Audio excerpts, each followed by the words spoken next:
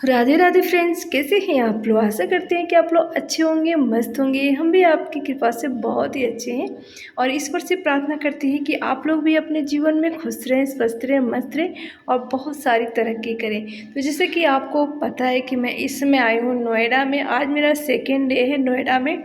तो ये सुबह सुबह का मौसम है। ये वहाँ पे बुजुर्ग लोग बैठे हैं और नंद जी अपनी साफ़ सफाई में लगी हुई हैं।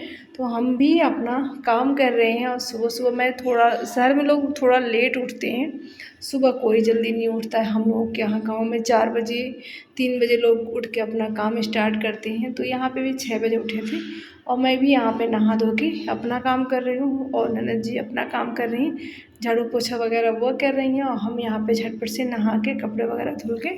तो यहाँ पे सब्जी कल मार्केट से हम लोग लेके आए थे नेनुआ।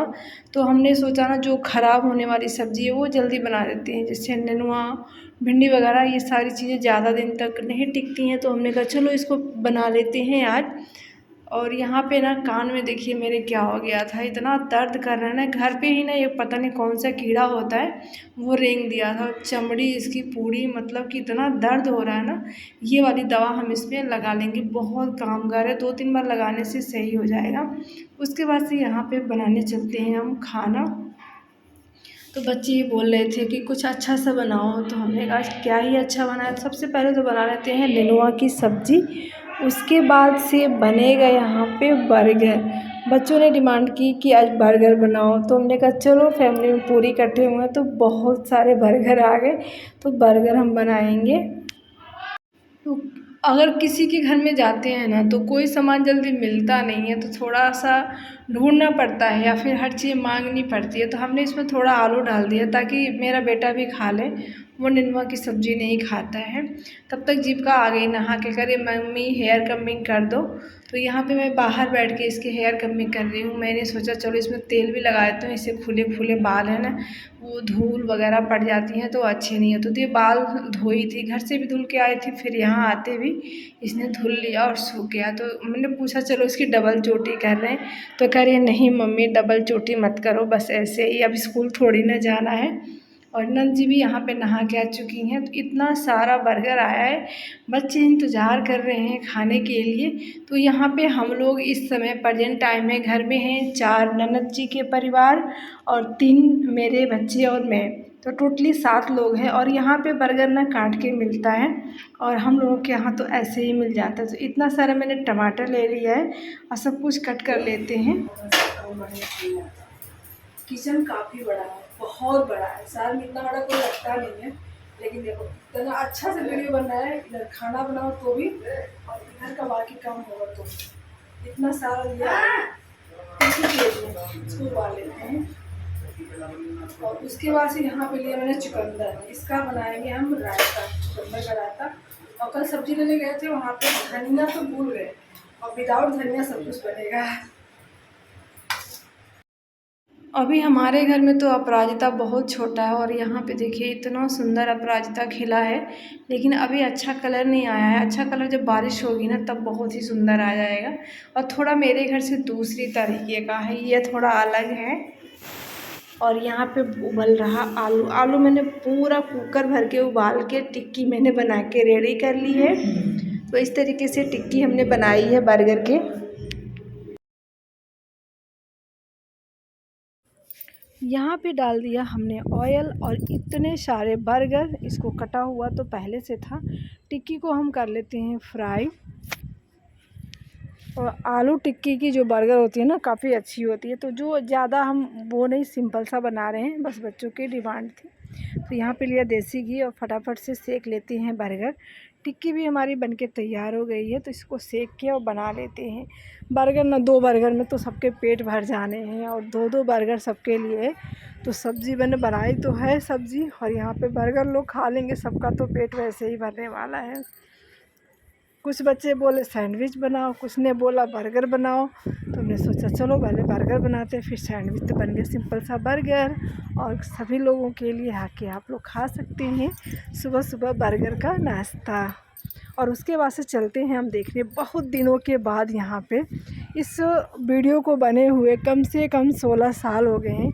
तो मैंने यहाँ पे वीडियो अपने याद आया, ये मेरा छोटा भाई है जो अब इस तरीके से है। पहले अब तो हेल्दी हो गया, पहले बहुत पतला सा, और मैं यहाँ पे इस तरीके से दिख रही हूँ। मैंने सोचा चलो देखते हैं पहले हम लोग कैसे दिखते थे।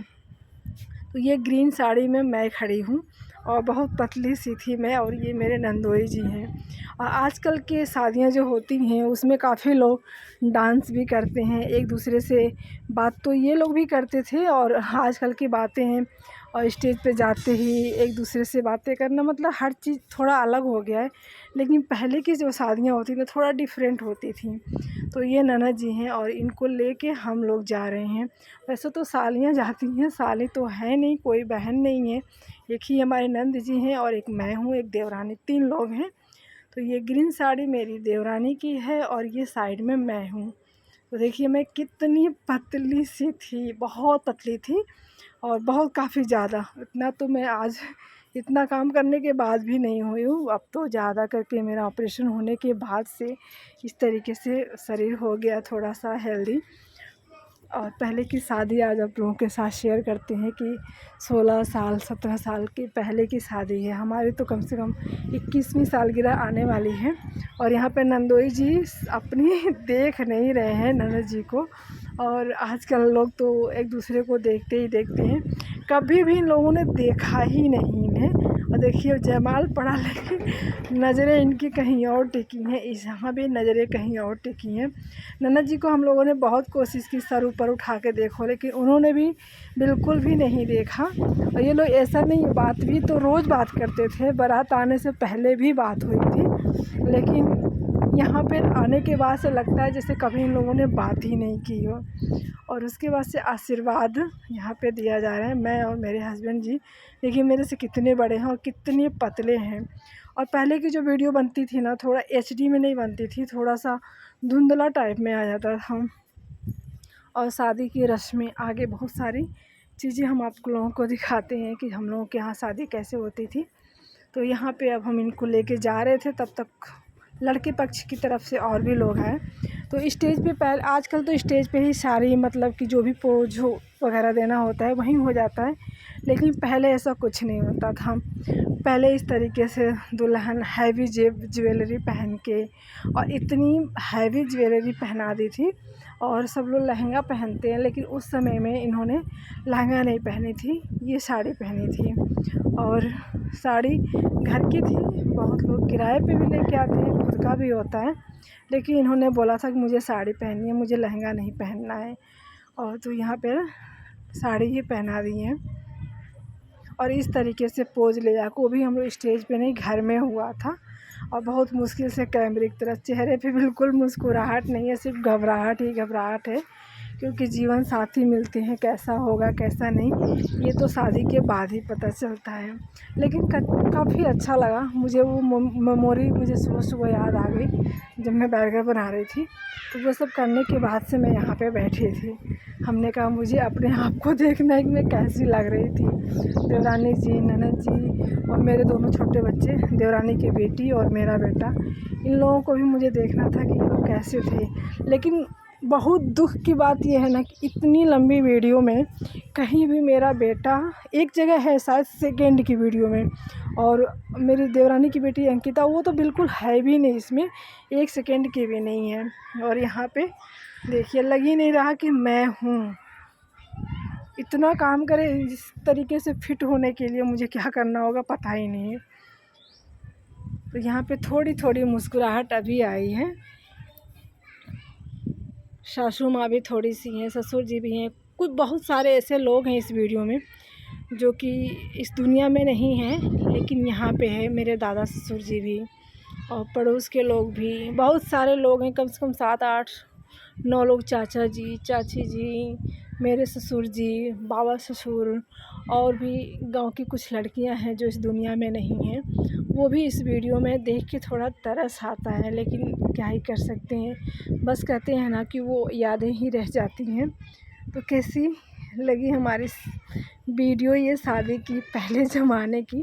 और यहाँ पे अगली रस्म हो रही है शादी के बाद, वो ज्वेलरी जो चढ़ाते हैं ना, गुरहत्थन जिसे बोलते हैं, भसुर जी लेके आते हैं। तो यहाँ पे मैं बैठी हूँ और ननद जी बैठी हूँ।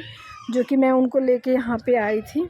और यहाँ के बाद से मेरा सीन हो जाता है ख़त्म, क्योंकि मैं यही हो रहा था तभी मेरा बेटा रोने लगा था। रात को 2 बज रहे थे, तो वो बोला मम्मी मुझे सोना है। तो फिर मैं वो तब ये मेरा बेटा 1.5 साल का करीब, हाँ 1.5 साल का ही था, तो वो सोने के लिए लेके गई। फिर मेरी भी आँख लग गई, फिर मैं वहीं सो गई।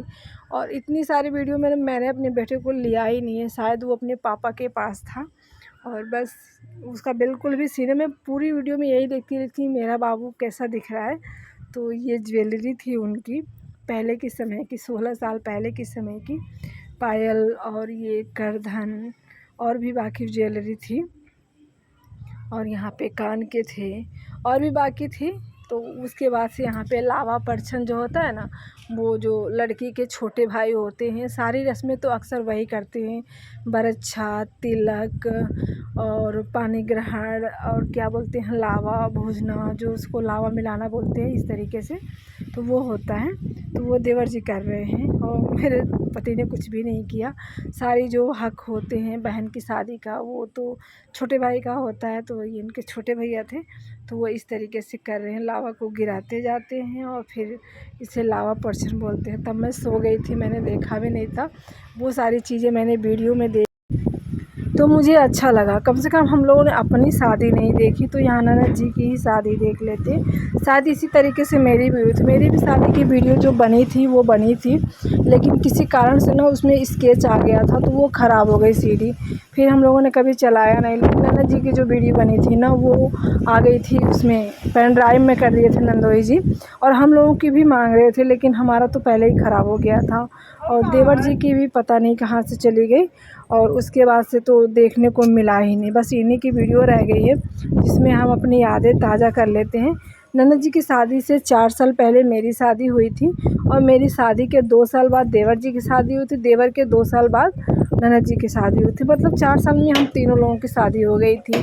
2007 में मेरी, 2009 में देवर जी की, और 2011 में ननद जी की शादी। ये 4 सालों में सबकी शादी हो गई थी, और बहुत अच्छा लगा था। शादी समय से हो जाना चाहिए, ताकि बच्चे भी समय से इंसान के हो जाते हैं, देखभाल भी हो जाती है, उनकी परवरिश भी अच्छी हो जाती है।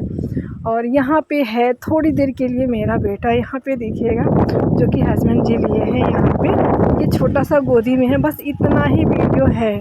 उसके बाद से आता है ना सबसे मतलब कि दुखद वाला पल, जो इतना सब करने के बाद एक बाप अपनी बेटी को दे भी देता है, फिर भी लोग उसके साथ कैसा व्यवहार करते हैं, शायद आप लोगों को पता होगा। तो ये विदाई का है। और मेरे पति देव देखो कैसे रो रहे हैं। आज हंसी आ रही है, लेकिन वो पल ऐसा होता है ना कि जैसे लगता है कि अपने दिल का टुकड़ा काट के वो लोग दे रहे हैं, और उस दिल के टुकड़े की भी कोई इज्जत नहीं होती है। जैसे कि हाल में ही अभी एक ट्विसा थी और एक नागर थी, नाम नहीं याद आ रहा, कि क्या क्या हाल हुआ था। दहेज अलग बात है, लेकिन दहेज के पैसों में उसकी कीमत लगा दी जाती है, बेटियों की पैसों से उसकी कीमत लग जाती है। लेकिन हम लोगों की लाइफ में तो सब अभी तक तो ठीक ही चल रहा है। तो ये काफ़ी रो रहे थे, क्योंकि ये भाई बहन घर पे रहते थे, साथ रहते थे, और देवर जी तो बाहर रहते थे। तो ये लोग काफ़ी रो रहे हैं, क्योंकि साथ में ही सारा काम करते थे, खेतों का, घर का, जो भी कुछ हो रहा था। तो यहाँ पे हो चुकी विदाई। कैसी लगी ये वीडियो? तो यहाँ पे शादी की जो वीडियो थी वो मैंने देखा आज बहुत सालों बाद, पहली बार। मैंने बहुत बार देखी थी, लेकिन वही थोड़ा थोड़ा करके मैंने देखा था। तो आज मैं बैठ के किचन में जब सुबह सब्ज़ी काट रही थी, तो मुझे याद आया कि चलो आज लगाते हैं और देखते हैं कि हम पहले कैसे दिखते थे और आज कैसे दिखते थे। सो आप लोगों ने सबकी वीडियो देखी, सब लोग कैसे कैसे दिख रहे हैं। तो अभी यहाँ पे हम लोग देखते देखते ना शाम के 3 बज गए थे। तो 3 बजे मैं यहाँ पे बैठी हूँ और चल रही हूँ अपने ब्लॉग की एडिटिंग कर लेती हूँ, और बाकी घर का जो काम है, किचन का साफ़ सफाई वगैरह सब कुछ हो गया है। और मैंने सुबह से हेयर कमिंग भी नहीं की है, सिर्फ गांव स्टाइल में अभी तक हूँ। तो आज यहाँ पे मेरा दूसरा दिन है, सेकेंड दिन। ये पता नहीं नोएडा पर पड़ता है कि गाज़ियाबाद में पड़ता है, मुझे तो ये नहीं पता है। लेकिन उतरे तो थे हम गाज़ियाबाद में ही, और आधे घंटे लगे हमें यहाँ आने में। तो शायद सेक्टर नोएडा का कोई पड़ता है। आज हमारा सेकेंड डे है, कल थर्ड डे है, और आप लोगों को बताएंगे आगे आगे ब्लॉग में कितने दिन हम यहाँ रुकने वाले हैं और क्या क्या करने वाले हैं।